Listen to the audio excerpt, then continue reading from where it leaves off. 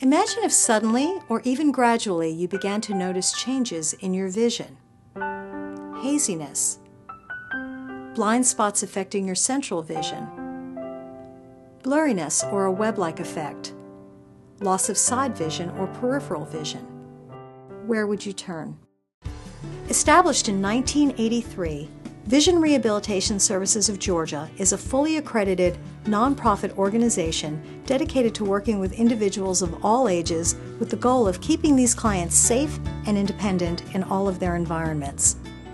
Headquartered in Smyrna, Georgia, and originally called Cobb Services for the Blind, the agency changed its name to Blind and Low Vision Services of North Georgia as its service area grew to accommodate more than 30 counties throughout Northwest Georgia, and ultimately changed its name to Vision Rehabilitation Services to better describe the life-changing work it does. Since its inception, VRS has been partnering with eye care professionals to provide low vision evaluations, training, and counseling for their patients who are blind or visually impaired. Longtime board member and referring optometrist Dr. Dan Tallman explains. I think all of us in private health care realize that we can't do everything. Fortunately, there are agencies, particularly Vision Rehabilitation Services, that can provide services with professionals in low vision, mobility, rehab that I can't do in my practice. To have an agency locally based that also does in-home services has been very important. These are things that most of us in eye care just can't provide. Dr. John Forshey, a consulting optometrist who specializes in low vision, has worked with the agency since 2001. He explains who can benefit from low vision services. I think we can, number one, make a difference with almost anyone that has any level of visual impairment. Visual impairment by definition would be 20/60 or worse in terms of what they see in their central vision, or if they have problems with their peripheral vision. Typical peripheral vision range is about 180 degrees. If they have something that's down to 60 degrees or less where they can't see off to the side, those are the individuals that we can help. An ideal candidate is one that understands their disease, understands that we can't cure their disease, but's willing to learn new technology or willing to learn new strategies to function better and live more independently.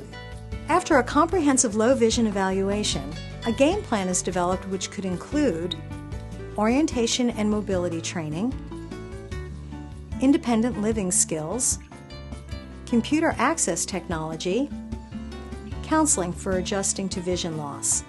And it's VRS's community-based service model that allows the majority of these services to take place in the client's home, school, or workplace. Executive Director Sharon Croyle takes pride in what she believes are the agency's true strengths. This agency probably has three main strengths. First is our resilient client base. They're eager to learn. Our skilled and dedicated staff are just incredible with the way they work with these clients. And then we have the commitment of donors and volunteers and board members. And they come back year after year. We just couldn't ask for more. And it's the dedication of those involved that offers insight into the heart and soul of this wonderful organization. As long as I can remember, I spent time with my grandfather who was born legally blind. And that possibly is what drew me to eye care to begin with. I think a second thing that I felt strongly about with Vision Rehabilitation Services was the mission of the agency, to help people with visual disabilities learn to have a more full and independent life.